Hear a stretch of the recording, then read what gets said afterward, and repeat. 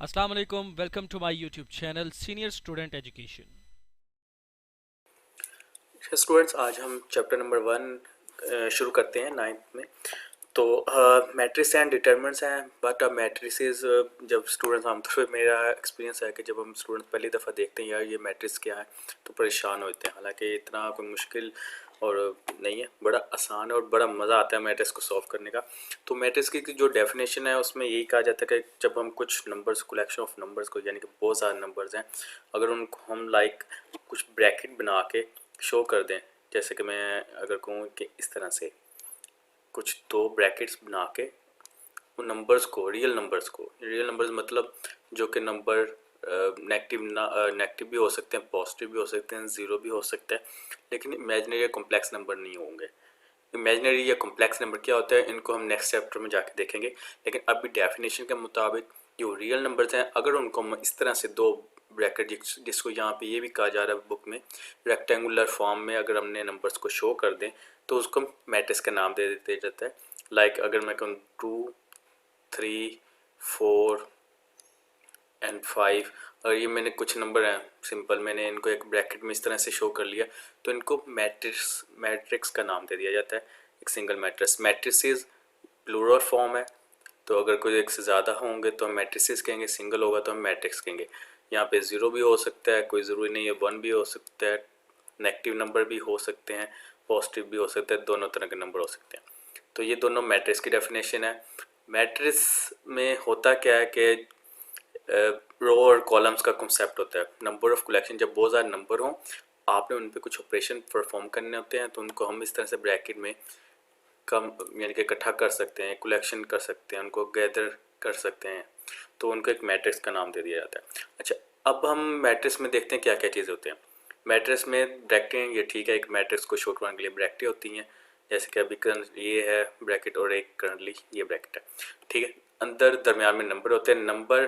Number किस तरह से होते हैं, जैसे कि अभी आप देख सकते हैं कि कुछ नंबर्स एक हमें इस तरह से इस लाइन में शो हो रहे हैं, और कुछ नंबर हमें वर्टिकली भी शो हो रहे हैं या हॉरिजॉन्टली, यानी कि दोनों तरह से शो हो रहे हैं। तो अब इनको वर्टिकली को क्या कहेंगे, हॉरिजॉन्टली को क्या कहेंगे, इनके दोनों के डिफरेंट नाम हैं। जो नंबर्स वर्टिकली हैं उनको कॉलम्स का नाम दे दिया जाता है, ठीक है, और जो हॉरिजॉन्टली हैं उनको हम रो का नाम दे दिया जाएंगे।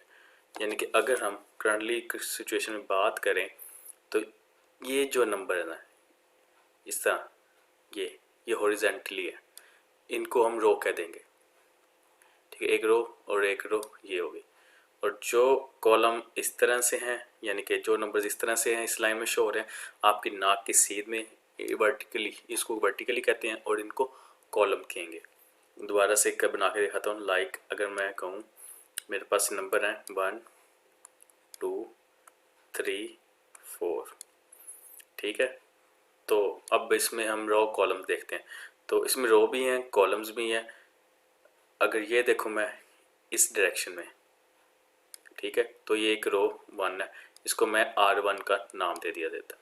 और अगर मैं इस डायरेक्शन में बात करूँ तो ये एक R2 है। इसी तरह इससे ज़्यादा भी हो सकती हैं, रो ज़रूरी नहीं है। अभी के लिए मैं आपको सिर्फ 2 रोज़ वाला ही मैट्रिक्स दिखा रहा हूँ, इससे ज़्यादा भी हो सकती हैं। और अब अगर मैं कॉलम की बात करूँ, यार इसमें कॉलम क्या है, तो ये देखें आपकी नाक के साथ में एक ये लाइन बनती है और एक नंबर ऑफ कलेक्शंस की लाइन बन रही है, इसको C2 कह दिया, कॉलम C1 C2, ठीक हो गया। 2 रो है, 2 कॉलम्स है। अच्छा, जब भी हमें कोई मैट्रिक्स बनाते हैं, डिफाइन करते हैं, तो हम उनके नाम भी रखते होते हैं, ठीक है। हर मैट्रिक्स का एक नाम है, और नाम रखने का भी एक रूल या कन्वेंशन है कि इनको हमेशा हमने कैपिटल नंबर से या कैपिटल यानी कि लेटर से, इंग्लिश का लेटर है उसका ही नाम रखेंगे। जैसे कि अगर मैं अभी इस वाले मैट्रिक्स की बात करूं तो इसको मैं मैट्रिक्स ए का नाम दे देता हूँ। तो नेक्स्ट भी जब भी हम देखेंगे तो हम कुछ इस तरह से नाम रखेंगे, A, B, C, यानी कि लेटर होंगे लेकिन वो कैपिटल होंगे। आगे C1 C2 या कुछ भी कह सकते हैं, लेकिन लेटर्स हैं आपके वो हमेशा कैपिटल होंगे, ठीक है। यहाँ तक क्लियर है। अब हम नेक्स्ट चलते हैं। अब कॉलम्स में एक चीज़ होती है ऑर्डर। ऑर्डर क्या होता है, जब भी हमारे पास कोई कॉलम आएगा तो सबसे पहले हमें देखना होगा कि उसमें कितनी रोज है कितनी कॉलम है। इस चीज़ को ऑर्डर का नाम दे दिया जाता है। लाइक अभी मैं एक मैट्रिक्स ए ले रहा हूँ, ठीक है, 3 7 1 2, मैंने उसमें नंबर डिफाइन कर लिए। ये मैंने फॉर एग्जांपल एक मैट्रिक्स बनाया, ठीक है। अब हमें कहा जाता है भाई इसका ऑर्डर बताओ कि इसका ऑर्डर क्या है। तो ऑर्डर क्या होता है? ऑर्डर होता है कि कितने नंबर ऑफ कॉलम्स, आपके कॉलम्स कितने हैं एक मैट्रिक्स में, ठीक है, और नंबर ऑफ रोज, ये आपने बतानी होती है किसी भी मैट्रिक्स में। तो उन दोनों को हम इकट्ठा लिख देंगे। लाइक अभी हम पहले देख लेते हैं कॉलम्स कितने हैं। अभी हमने ऊपर देखा था बिल्कुल वैसे ही है कि इसमें ना के साथ में आप देखें तो आपके पास 2 कॉलम नज़र आ रहे होंगे इस टाइम, ठीक है। ये देखें आपके पास एक तो ये कॉलम, ये कॉलम, ठीक है। इसी तरह अगर हम बात कर लेते हैं आपके पास रोज़ कितनी है, तो रोज़ का भी यही सिलसिला है, डिफरेंट नहीं है। आपके पास हॉरिजेंटली ये 2 रोज़ हैं, ठीक है, और 2 ये रोज़ बन रही है, ठीक है। तो आपके पास यहाँ पे हम लिख लेते हैं सिंपल कि हमारे पास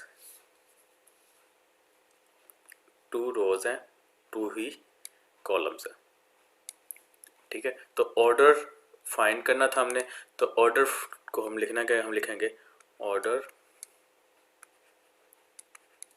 of matrix A is equal to 2 into 2। ये लिखने का तरीका होता है किसी भी मैट्रिक्स का ऑर्डर लिखने का, यानी कि रोज मल्टीप्लाई बाय कॉलम्स। जब भी अगर कोई क्वेश्चन या ऑब्जेक्टिव में आमतौर पे ये क्वेश्चन आते हैं कि भाई आपको मैट्रिक्स का ऑर्डर बताएं, तो कितना है 2 बाई 2। हम एक और एग्जांपल ले लेते हैं, क्योंकि अभी हमने ये 2 बाई 2 के ही मैट्रिक्स देखने, ज़रूरी नहीं है कि आपका इन ऐसे ही मैट्रिक्स से वास्ता पड़ेगा, इससे डिफरेंस से भी पढ़ सकता है। लाइक अगर मैं कहूँ आपके पास एक मैट्रिक्स सिस्टम ये है जिसमें नंबर है 2 1 3 7 -1 0, ये आपके पास एक मैट्रिक्स है, इसको मैं मैट्रिक्स बी का नाम दे देता हूँ, ठीक है। अब इसमें देखें हमारे पास कितनी रोज हैं कितने कॉलम्स हैं। इस केस में हमारे पास करंटली आप देख सकते हैं कि हमारे पास एक ये कॉलम, एक ये कॉलम, एक ये कॉलम, ठीक है।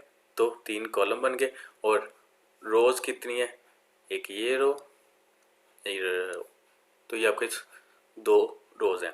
तो ऑर्डर क्या बनेगा, पहले रोज का नंबर लिखते हैं 2 मल्टीप्लाई बाय 3, तो ये इसका क्या हो गया ऑर्डर, ठीक हो गया। तो ये इसका ऑर्डर हो गया। तो इसी तरह जब भी आपके पास मैट्रिक्स आएगा सिंपल, आपने रोज फाइंड करनी है कॉलम्स फाइंड करनी है, तो आपको पता लग जाएगा कि ये उसका ऑर्डर है। एक और चीज़ मैं बता दूं कि आपके पास एक मैट्रिक्स में हमेशा कॉलम्स की तादाद एक जितनी रहती है, यानी कि ये नहीं हो सकता कि यानी कि नंबर्स कॉलम में एक जितने रहते हैं। यानी कि अगर अब ये देखो मैं पहले कॉलम इसमें 2 नंबर हैं 1 2, ये नहीं है कि नेक्स्ट में जाके कम हो जाए। मैं इसके एग्जांपल में आपको इस तरह से देता हूँ कि मिसाल के तौर पे ये आपके पास एक मैट्रिक्स, मैं कह लूँगा भाई इसमें इस तरह से, यानी कि एक कॉलम में 2 नंबर है और दूसरे में एक ही है। नहीं, ये ऐसा कभी भी नहीं होता, ये मैट्रिक्स की डेफिनेशन नहीं है। जितने भी कॉलम होंगे उन सब में नंबर्स की तादाद एक जितनी ही होगी, यानी कि जैसे 3 और 7 है तो यहाँ पे भी कोई ना कोई नंबर होगा, नहीं है तो वो 0 होगा। तो इस तरह से नंबर्स इक्वल होने चाहिए। इसी तरह रो के लिए कंडीशन भी यही होगी। तो ये याद रख लीजिएगा कि एक कॉलम में जितने भी नंबर्स वगैरह हैं वो आपके एक जितने होते हैं। बाकी ऑर्डर में आपके रोज़ और कॉलम डिफरेंट हो सकते हैं, एक जैसे भी हो सकते हैं, डज नॉट मैटर। हम अब आगे चलते हैं। अच्छा, अब आगे जो डेफिनेशन में कहा गया है वो क्या है, इक्वल मैट्रिक्स, ठीक है। अगर आपके पास बुक हो तो बुक में हम देते हैं इंट्रोडक्शन में रोज़ और कॉलम का मैंने आपको बता दिया। अब है ऑर्डर मैट्रिक्स, ये भी मैंने आपको बता दिया। अब देखें इक्वल मैट्रिक्स। इक्वल मैट्रिक्स क्या होते हैं, इक्वल मैट्रिक्स ये होते हैं कि कोई भी 2 मैट्रिक्स दिए हों और उसमें रोज और कॉलम्स की तादाद दोनों मैट्रिक्स में आपस में बराबर हो। लाइक एक मैट्रिक्स है ए, ठीक है, इसमें 1 2 0 3, ठीक है, और दूसरा मैट्रिक्स है बी, इसमें कह देता हूँ 1 3 0 4। अब इनका अगर ऑर्डर देखें तो मैट्रिक्स ए में भी 2 रोज 2 कॉलम, बी में भी 2 रोज एंड कॉलम, लेकिन नंबर डिफरेंट है। Does not matter number different हो, हमें उससे नहीं है, हमने सिर्फ देखना है कि order of A is equal to order of B, यानी कि दोनों मैट्रिक्स का ऑर्डर जो है वो अगर एक जैसे हैं तो it's mean matrix A equal to matrix B के, ठीक है। तो ये इक्वल की डेफिनेशन है, जस्ट बड़ी सिंपल सी डेफिनेशन है कि दोनों के ऑर्डर सेम होना चाहिए। अगर यहाँ पे 2 रोज, ये 2 बाई 2 का मैट्रिक्स है यानी कि 2 रोज 2 कॉलम है, तो ये भी 2 बाई 2 का है, तो दोनों मैट्रिक्स आपस में बराबर है। अच्छा, अगर मैट्रिक्स बराबर हों तो हम क्या कर सकते हैं, आगे क्या एक्शन परफॉर्म कर सकते हैं भाई, क्यों हमने इक्वल मैट्रिक्स देखेंगे भी क्यों देखेंगे, ये एक नया क्वेश्चन राज हो जाता है। तो इसका पर्पज़ है कि अगर आपने कोई मैट्रिक्स को कभी हमने सॉल्व करना होगा तो उसके लिए होता है। लाइक मैं अगर आपको कहूँ आपके पास एक मैट्रिक्स है 2 3 0 1 और एक मैट्रिक्स बी है 3 1 2 0। अब इनका ऑर्डर बराबर है तो यानी कि दोनों मैट्रिक्स आपस में बराबर है, ठीक है। A is equal to b, simple है कि a is equal to b है, दोनों मैट्रिक्स आपस में बराबर है। अगर बराबर हैं तो क्या होता है कि इनके आमने सामने के नंबर्स होंगे वो एक दूसरे के बराबर होंगे। लाइक ये नंबर एक दूसरे के बराबर है यानी कि 2 3 होगा, बेशक आपको दिखाई देने में नहीं लिख रहा, लेकिन मैट्रिक्स की रूल से ये दोनों एक दूसरे के बराबर हैं। इसी तरह से 3 को हम 1 के इक्वलाइज लिख सकेंगे, फिर इसी तरह से 0 2 के इक्वल लिखोगा और 1 इस वाले 0 के इक्वलेंट होगा। तो ये मैट्रिक्स के रूल से जितने भी नंबर्स हैं ये एक दूसरे के बराबर हो जाएंगे, ठीक है। आमतौर पे ये जब हमें कोई वेरिएबल्स आ जाएंगे तब हम यूज़ करेंगे ये वाली condition A equal to B वाली, यानी कि मैट्रिक्स बराबर हैं कि नहीं हैं उनको सॉल्व करने के लिए। तो जब हम एक्सरसाइज की तरफ जाएंगे फिर इंशाल्लाह आपको मज़ीद ये चीज़ें क्लियर होती जाएंगी। अच्छा, अब इक्वल मैट्रिसेस, सबसे पहले एक्सरसाइज नंबर 1 आ गई, तो हम एक्सरसाइज नंबर 1.1 को देख लेते हैं कि उसमें सबसे पहले find the order of following method बड़ा आसान है, मेरे ख्याल से आपको करवाने की ज़रूरत नहीं पड़ेगी। पहला मैं क्वेश्चन ही देख लें, उसमें जैसे मैंने आपको दिखाया 2 रोज 2 कॉलम्स आ रहे हैं, तो 2 बाई 2 का मैट्रिक्स है। सेकंड बी कॉलम है उसमें भी यही बात है।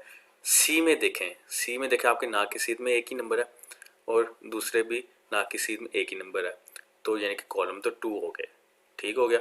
लेकिन अगर हम हॉरिजेंटली देखें, ठीक है, अगर हॉरिजेंटली देखें आपकी आंखों की सीध में ही, तो आपको एक ही कतार नज़र आ रही है, तो यानी रो एक ही होगी। तो इसका ऑर्डर क्या बन जाएगा, रो इंटू कॉलम, यानी कि 1 इंटू 2 कॉलम, एक रो 2 कॉलम। अब अगर हम डी मैट्रिक्स को देख लें तो वहाँ पे देखा आपके ना की सीध में एक ही नंबरों की लाइन नज़र आ रही है, तो यानी कि कॉलम तो एक है। लेकिन अगर आपकी आंखों की सीध में देखें तो आपको पहले 4 एक लाइन, दूसरी लाइन में 0, तीसरी लाइन में 6, यानी कि रोज कितनी होगी 3।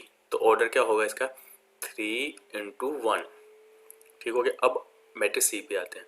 मैट्रिक्स ई में देखें तो अब आपको नंबर नहीं शो हो रहे कुछ, लेकिन ए बी सी के लेटर शो हो रहे हैं जो कि नंबर को ही ज़ाहिर करते हैं, कोई फ़र्क नहीं पड़ता, हम इस तरह से भी अपना मैट्रिक्स शो कर सकते हैं। अब यहाँ पे देखें आपकी ना की सीध में एक ये लाइन बन गई ए बी सी, दूसरी लाइन बन गई डी ई एफ, तो यानी कि कॉलम्स कितने बन गए 2 कॉलम्स। रोज देख लेते हैं आंखों की सीध में ए और डी एक रो, बी और ई सेकेंड रो, सी और एफ थर्ड रो। तो यानी कि इसका ऑर्डर क्या होगा, 3 रोज 3 2 कॉलम, यानी कि 3 इंटू 2। ठीक हो गया। अब एफ मैट्रिक बड़ा अजीब सा नजर आया, एक ही नंबर लिखा हुआ है, तो ये क्या ठीक है, बिल्कुल ठीक है, कोई इशू नहीं है। तो लेकिन इसमें अगर देखें ना की सीध में एक ही नंबर है और आंखों की सीध में भी हॉरिजॉन्टली भी एक ही नंबर है, तो इसका ऑर्डर क्या हो जाएगा, एक ही रो एक ही कॉलम, यानी कि 1 इंटू 1। अच्छा जी में देखें, जी में देखें 3 रोज, 3 आंखों की सीध में 3 लाइन है, 3 रोज 3 कॉलम्स, ना की सीध में देखिए 3 कॉलम, तो इसका ऑर्डर हो गया 3/3। और एच को देखें, एच मैट्रिक्स को, तो आपकी ना की सीध में 2 और 1 3 0 सेकेंड कॉलम, 4 6 थर्ड कॉलम, और आंखों की सीध में 2 3 4 1 सेकेंड लाइन 1 0 6 2, तो यानी कि 2 रोज। तो ऑर्डर क्या हो गया, 2 इंटू 3। अच्छा अब क्वेश्चन नंबर सेकंड है कि which of the following matrices are equal, कि कौन से मैट्रिक्स इक्वल हैं। तो बड़ा आसान है, इसमें भी आपने जस्ट बताने हैं जितने भी मैट्रिक्स दिए हैं उसमें से आपस में कौन कौन से इक्वल है। अच्छा अब पहले देखें मैट्रिक्स, उसमें एक ही नंबर है, एक ही यानी कि नंबर है, यानी कि एक ही रो एक ही कॉलम, तो ऑर्डर क्या है 1 इंटू 1। बाकी देख लें यहाँ पे कोई भी ऐसा मैट्रिक्स हमें नज़र नहीं आ रहा जिसमें ये कंडीशन इस तरह की सिचुएशन, तो यानी कि ए किसी का इक्वलेंट तो बिल्कुल नहीं है। सेकंड में आते हैं बी। बी में अगर आप देखें ना किसी में 2 नंबर है, यानी कि 2 कॉलम हो गए, और 3 और 5 एक ही लाइन में, यानी कि एक रो, यानी कि 1 इंटू 2। ठीक हो गया, 1 इंटू 2। तो अब हम देखते हैं कि 1 इंटू 2 का हो रहा है डी। डी में भी देखेंगे ये सिचुएशन है, यानी कि बी और डी आपस में इक्वल मैट्रिक्स हैं। फिर आई पे आए, आई 3 और आगे 3 + 2, यानी कि हम इसको 5 कंसीडर करेंगे, 3 + 2 को 5 कंसीडर करेंगे। तो यहाँ पे भी सिचुएशन यही है कि एक ही रो 2 कॉलम, तो यानी कि बी डी और आई ये इक्वल मैट्रिक्स है। सी देखें डिफरेंट है, सी 5 - 2 3 लिखा हुआ है, यानी कि इसमें एक ही नंबर है, तो सी और ए ये मैट्रिक्स आपस में इक्वलेंट हो गए। अब ई को देख लेते हैं, ई में 2 रोज 2 कॉलम, एच में भी यही कंडीशन है, जे में भी यही कंडीशन है, क्योंकि वो नंबर 2 + 2 4 हो जाएगा, 2 + 4 6, 2 - 2 0 + 2 0, तो यानी ई एच और जे ये मैट्रिक्स आपस में इक्वलेंट हो गए। एफ और जी आपस में इक्वलेंट है, क्योंकि एफ में देखें 2 रो 1 कॉलम, और जी में 3 - 2 3 + 3 को अगर इक्वलेंट लिख लें तो ये भी बन जाता है कि 2 रोज 1 कॉलम, तो एफ और जी आपस में इक्वलेंट हो गए। होपफुली आपको ये क्वेश्चन भी समझ आ गए होंगे, बड़ी आसान क्वेश्चन है। अब क्वेश्चन नंबर 3 है जो ट्रिकी क्वेश्चन है थोड़ा सा, उसको देख लेते हैं। वो कहता है find the values of A B and C and D which satisfy the matrix equation. अब ये वाला क्वेश्चन नंबर 3 इक्वल, यहाँ पे सही इक्वल मैट्रिक्स वाला जो कॉन्सेप्ट है वो यूज होगा। कैसे होगा, हम क्वेश्चन लिख लेते हैं अपने पास, मैं फिर आपको करके दिखाता हूँ।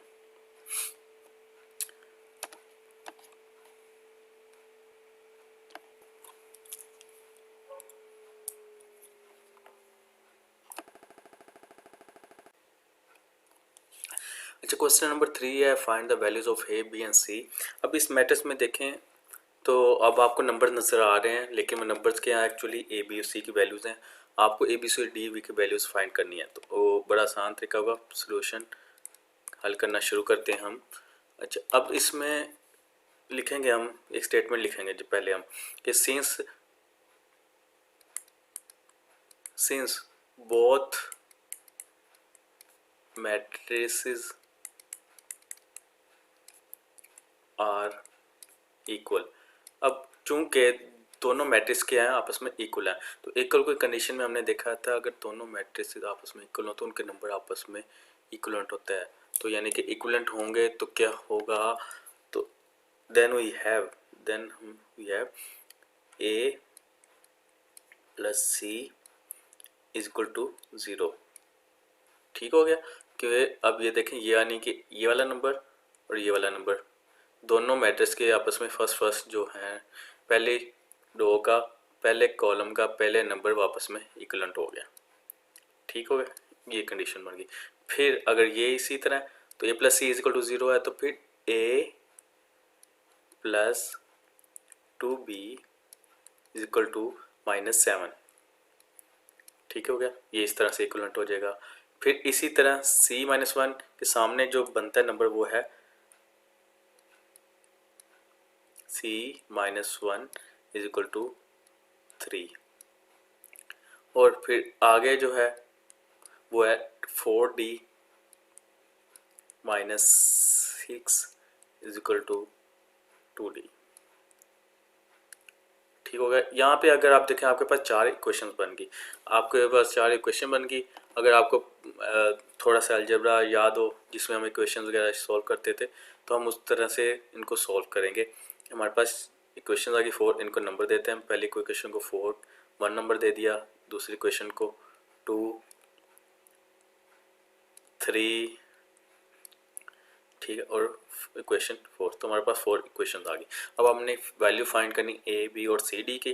तो जो हमारी एक जैसी जहाँ पे इक्वेशंस होंगी उनको हम सॉल्व करेंगे, यानी कि पहले ए को करने की कोशिश करेंगे और फिर बी, फिर सी, फिर टी। अब पहली इक्वेशन देखें 1 और 2, यहाँ पे दोनों में ए है, ठीक है। तो हम यहाँ दोनों को ए के लिए सॉल्व करते हैं या इनको मज़ीद सिंप्लीफाई करने की कोशिश करते हैं कि हमारी ए की वैल्यू निकले। लेकिन उससे पहले आप इक्वेशन 3 का देखें। इक्वेशन 3 में सिर्फ सी की वैल्यू है, सी है, क्योंकि बाकी नंबर 1 और 3 है। तो हम इक्वेशन 3 को बड़ी आसानी से सॉल्व कर सकते हैं। तो सबसे पहले हमें इसी को ही सॉल्व करना चाहिए।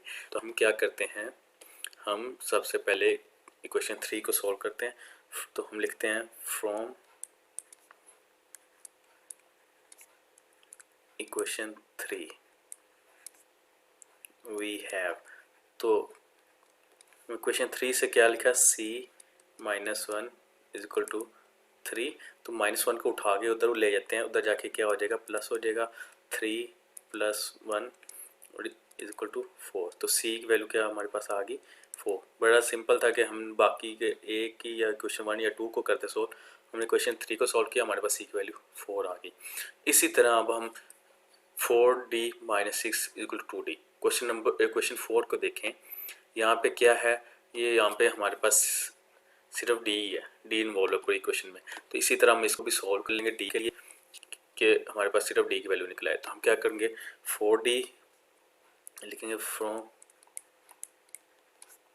Equation 4 we have.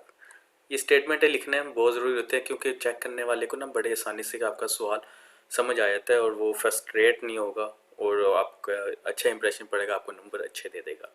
अच्छा, 4d माइनस 6 उधर उठा के ले जाएंगे और 2d को इधर लेंगे, 2d इधर आके माइनस का हो जाएगा, उधर उसके पास प्लस का है, और 6 उधर जाके प्लस का हो जाएगा, तो 6 वैसे ही आ गया।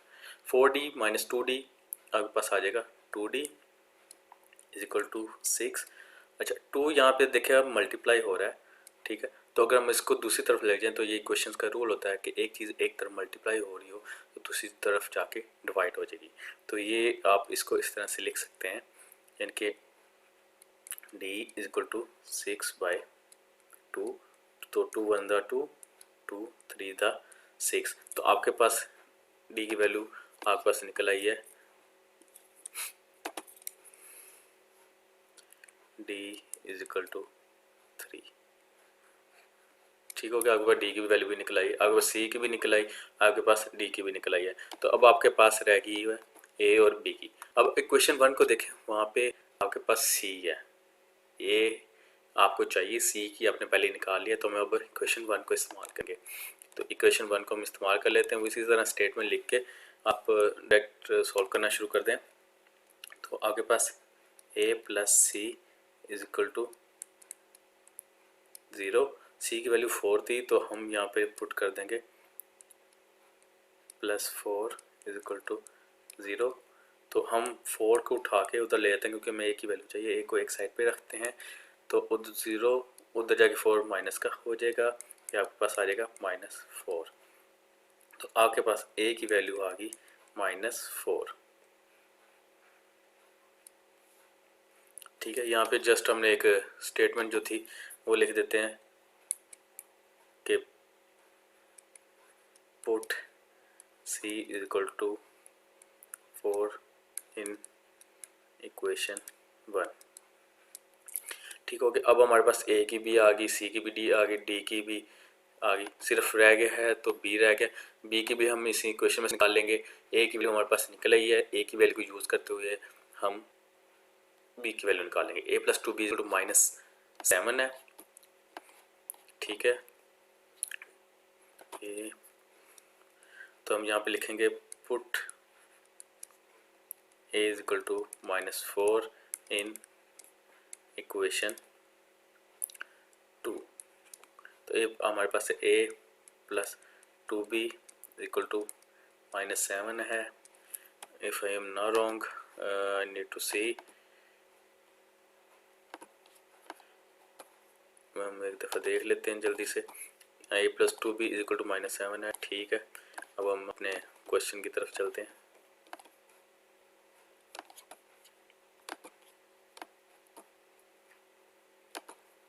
a प्लस 2b = -7 है, तो ये हमारे पास आ जाएगा -4 प्लस 2b = -7 के। -4 को हम दूसरी तरफ ले जाएंगे क्योंकि हमने b को एक साइड पे रखना है, b की वैल्यू फाइंड करनी है। -7 वैसे के वैसे ही, -4 इधर आके +4 हो गया, तो ये आपके पास आ गया -7 + 4 = -3 के। तो आपके पास 2b आ गया -3 के। तो b को हमने एक साइड पे रखना है, 2 इधर मल्टीप्लाई हो रहा है, दूसरी तरफ जाके डिवाइड हो जाएगा, तो b हो जाएगा -3/2। तो ये आपके पास b की वैल्यू भी निकल आई है। तो अब हमारे पास सारी यानी कि a b की वैल्यू जो हमने फाइंड करनी थी सारी आ गई, तो यही आपका आंसर है।